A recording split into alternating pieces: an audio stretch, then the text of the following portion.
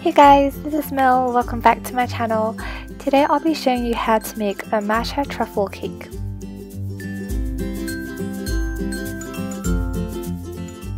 So first of all, you need to prepare 2 slices of matcha sponge cake. I did a tutorial on how to make a fluffy matcha sponge cake on my channel last time. If you would like to see that video, please click on the link here.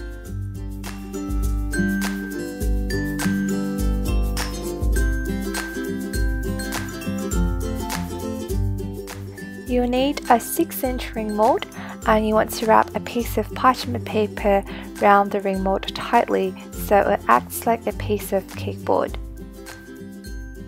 And now we'll start making the matcha chocolate mousse. You'll need some cold whipping cream, some melted matcha chocolate, and some more whipping cream at room temperature.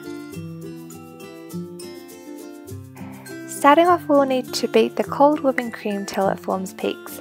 To do that, you'll need a clean and dry bowl, and then you want to start off by beating the cream on low. When you see bubbles, turn your mixer up to medium-high speed and then just keep whisking for a few minutes. Next, you want to take your whipping cream at room temperature and then place it over low heat. Let it come to a simmer but not a boil. Now add the hot whipping cream to your melted matcha chocolate and give it a good stir.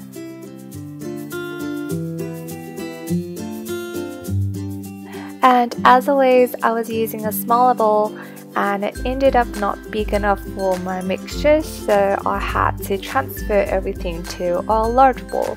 This step is not necessary and you could just do everything in the same bowl. Now you want to add your whipped cream to your melted chocolate ganache mixture, and you want to make sure you do it gradually because the whipped cream is cold, and if you add everything in all at once, the chocolate will set too quickly and you will end up with a mess. Moving on to our chocolate ganache, you need some whipping cream and some chocolate that's chopped up into tiny pieces. Heat your whipping cream as we did previously and then pour it over your dark chocolate. Mix to help the chocolate melt, and when everything is incorporated, you should get a very smooth chocolate ganache. Now that we have the matcha sponge cake, matcha chocolate mousse, and some chocolate ganache, we're ready to assemble the whole cake. Step 1. Place a piece of cake slice in the center of your ring mold. Then add a thin layer of chocolate ganache on top. Now we'll add the matcha chocolate mousse. You want to focus on sides first and use a larger spatula to do this. We need to fill in the gap between the sponge cake and the ring mold.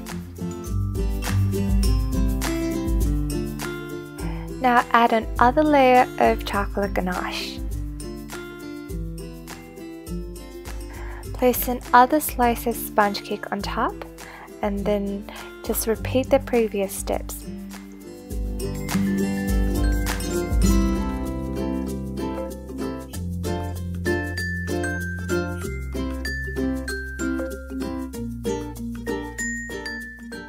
Fill up your ring mold with the matcha chocolate mousse, and then you want to spread out everything so you have a nice and flat top. Then refrigerate for at least 6 hours. I know the chocolate glazing seems very intimidating, but I'll walk you through. You'll just need some water, sugar, cream, cocoa powder, and gelatin sheet.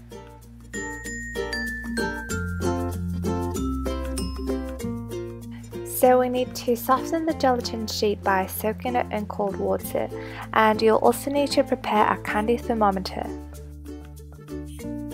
Now just pour the water, cream, and sugar in a small saucepot.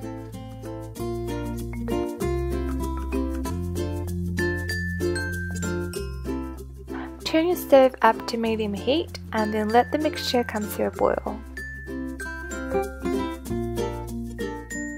Now you want to add in your cocoa powder and then stir constantly till your mixture reaches 102 degrees Celsius. Afterwards, you want to let your mixture cool to about 50 degrees Celsius. Then add in your softened gelatin sheets. Give it a well mix. We have to let it cool down a bit more before we can pour it over our cake. Meanwhile, prepare a baking tray and a 5-inch cake pan. Take your cake out from the refrigerator and then place it on top. Now take a hot towel and wrap it around the sides of your cake. This would help remove the ring mold. When your chocolate glazing reaches 35 degrees Celsius, you can pour it over your cake. This is honestly the most amazing part of making this cake. It makes me kind of feel like a pro, and there's just something so good about watching the glazing cover your whole cake. It's just so good. Now, with the help of a spatula, you want to transfer your cake to a cake board or a plate. Now our cake is basically done, and all that's left to do is to decorate it.